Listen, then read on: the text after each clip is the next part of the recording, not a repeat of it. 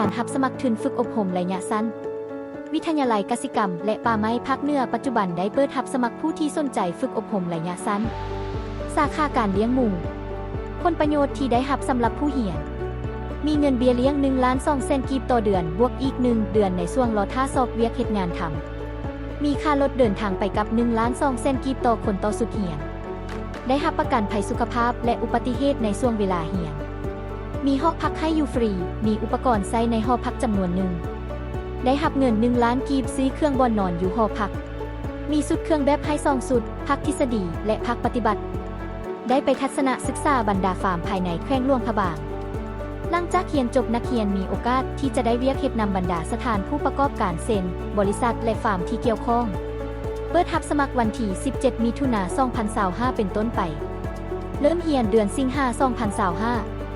สนใจสมัครเลยติดต่อสอบถามข้อมูลเพิ่มเติมได้ที่เบอร์และ WhatsApp 02023886664บ้านเวียงสวรรค์นครหลวงพระบางแขวงหลวงพระบาง